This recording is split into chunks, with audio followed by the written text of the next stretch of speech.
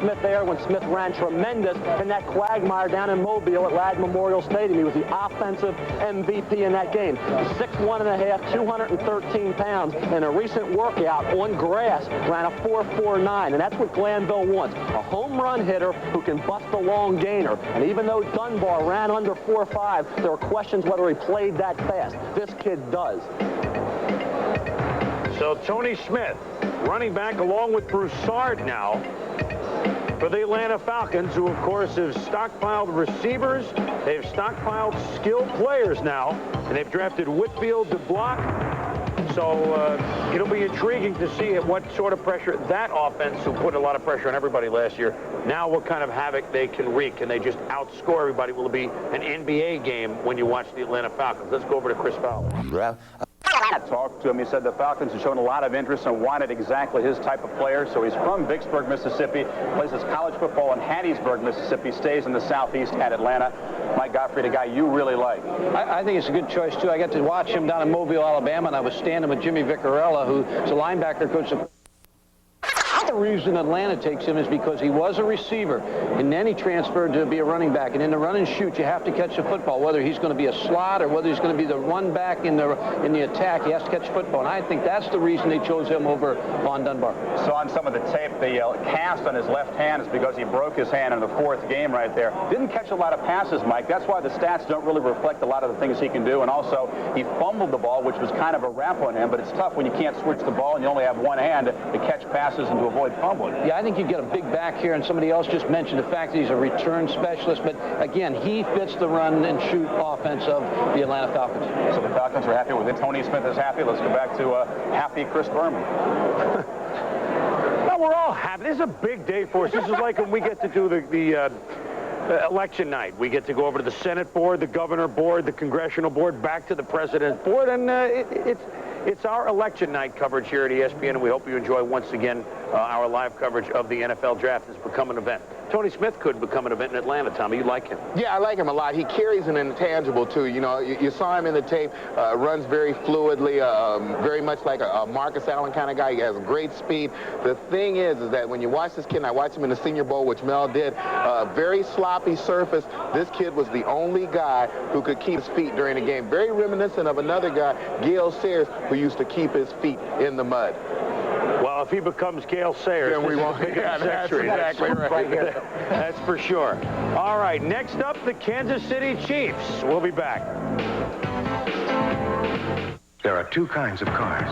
The cars you love to drive and the cars you need to drive. The cars that really handle and the cars that handle the groceries.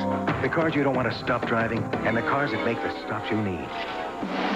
With standard anti-lock brakes and a 200 horsepower V6, Chevy Lumina Euro 3.4 is two kinds of car for one kind of driver.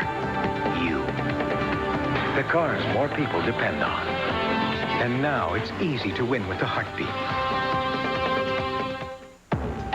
Tan. From mocha to khaki, beige to desert sand, tan's a color with 1,000 faces. A color that always seems to say, hey pal, how about me? And you say, of course. Tan. Couldn't be easier.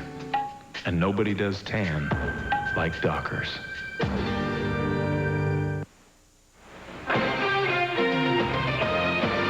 This ESPN NFL special, the 1992 Draft, is brought to you by Chevrolet, the heartbeat of America. The cars more people depend on. And by Levi's Dockers. Nobody does colors like Dockers.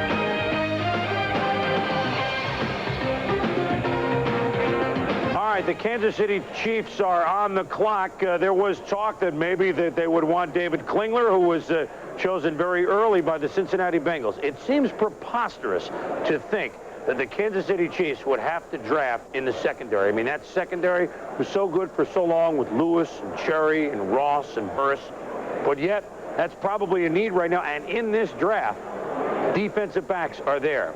Ambrose if they want a corner, Darrell Williams if they want a safety, Dale Carter if they want a safety or a corner. We got word that it's going to be Carter because he could play either position. And I think now for the Kansas City Chiefs, Cherry had been hurt.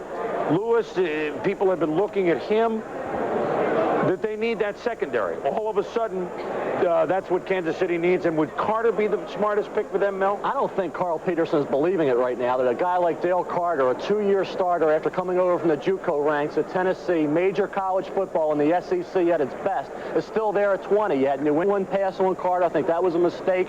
You had Dallas take Kevin Smith, good pick, pure cornerback. But for Dale Carter, who probably is certainly one of the 10 best players in this draft, to still be here at 20 gives you an idea up front as to how strong and deep this draft really is. All right, we'll get back to the Chiefs in a moment, Mel. Let's get set to go back to Atlanta. Now, Jerry Glanville, by the way, how did he prepare for the draft yesterday?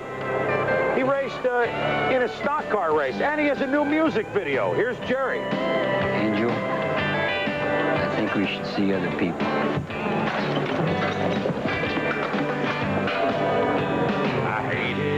Like the devil to tell her we were through.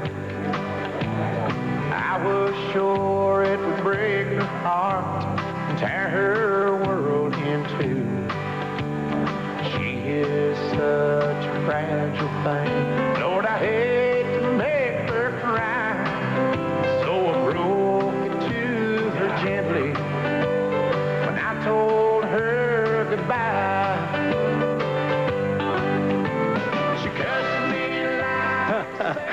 Wait, let me get in uniform down here in Atlanta, okay? You look a lot better. You know, by the time I learned everything, it's out of vogue, you know, too legit to quit and everything. You know, you got the girl in the commercial. Did you get the people you wanted in the draft? Well, so far, I think really Kenny Herrock, the guy that directs our drafts, done a great job. And we had some needs, and we thought if we stayed right where we were, we wouldn't be able to fulfill those needs. And we needed a good offensive lineman, and he made a great move there. And then we looked around, and there was about 4 players we really liked, so we were able to move down and still be able to get the player that we wanted. Why Tony Smith instead of Von Dunbar? I went on TV here, ruined my reputation, said you're going to take Von Dunbar. It's hard to hurt your reputation, too, because I knew it when it was. You know how it was.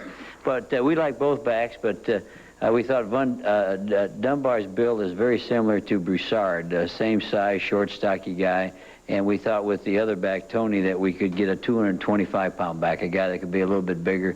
So we have backs that are not identical, backs that are separate. We like to alternate backs, and we'd like the backs to give the defense a different problem. All right, one other need you had to take in this draft because 2 guys are playing in Major League Baseball, your secondary. The way you guys like to pressure the quarterback and play man-to-man defense, are you still going to be able to get another player to help you there? We really wanted one of those top corners, and we tried as hard as we could to move up to get one of the top corners, and then we really liked Hall at a safety. We thought he was going to be an excellent football player. He went to San Francisco 49ers, and we thought a lot of him.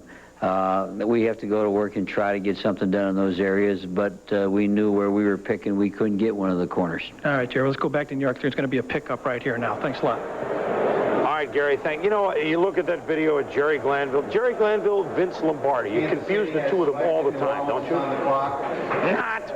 Kansas City has selected him. We think it's Dale Carter. Let's go to the podium.